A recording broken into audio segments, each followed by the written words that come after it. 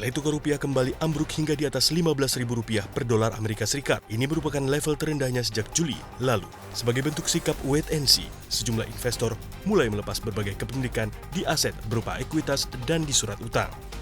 Rupiah sempat menyentuh angka $15.013 pada perdagangan tengah hari dan akhirnya menguat kembali di angka 14.995. Terakhir kali rupiah tembus ke atas 15.000 terjadi pada Juli lalu, di mana mata uang Garuda melemah hingga Rp15.037 per dolar AS. Bank Indonesia menyebut pelemahan ini tidak hanya terjadi di rupiah, namun juga mata uang asing lainnya. Baht Thailand tercatat terkoreksi 0,41% terhadap dolar, diikuti yuan Cina yang melemah 0,37%. Bank Indonesia mengambil langkah triple intervention untuk menjaga stabilitas di antaranya domestic non-delivery forward, pasar spot, hingga ke pasar surat berharga negara.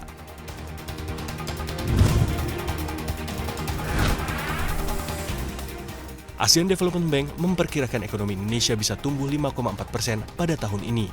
Meski begitu, pada tahun depan Indonesia akan mengalami perlambatan sejalan dengan konsolidasi fiskal dan penurunan kinerja ekspor. Senior ekonomis EDB memperkirakan ekonomi Indonesia pada tahun ini di angka 5,4%. Namun, pertumbuhan tersebut akan mengalami perlambatan hingga kembali berada di level 5% pada tahun depan. Hal ini dipengaruhi oleh konsumsi yang kembali normal serta ekspor yang mulai melandai. Sebenarnya, EDB sudah menilai jika Indonesia mulai merasakan gejolak dari eksternal pada Juni hingga Juli dengan adanya peningkatan volatilitas. Hal ini terbukti dari spread kredit default swap 5 tahun dan SPN 10 tahun untuk surat utang pemerintah yang mengalami kenaikan pada periode tersebut sebelum turun dan stabil di kisaran 7,1% dan 6,7% masing-masing pada Agustus 2022.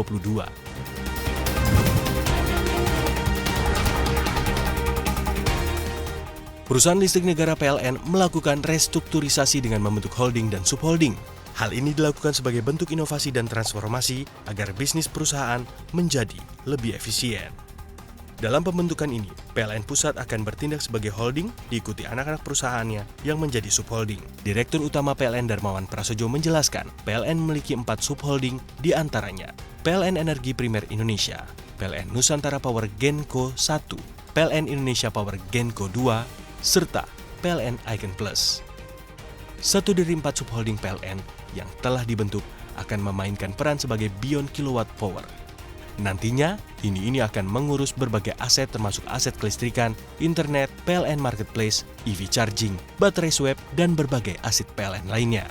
Darmawan juga menjelaskan, super aplikasi PLN yakni PLN Mobile akan menjadi ujung tombak dari subholding PLN Icon Plus.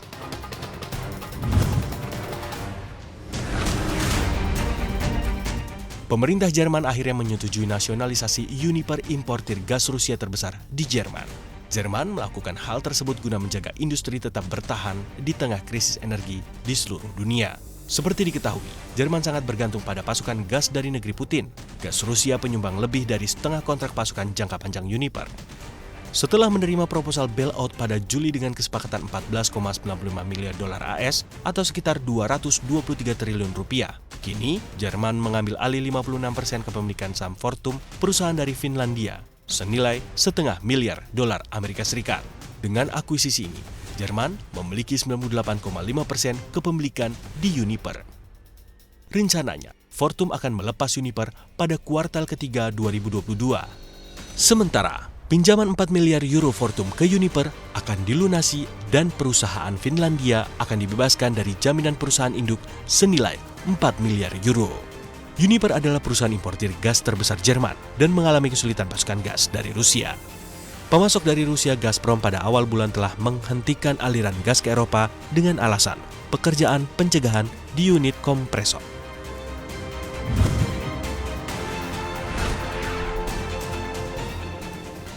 Putin memerintahkan militernya untuk melakukan mobilisasi parsial di Rusia.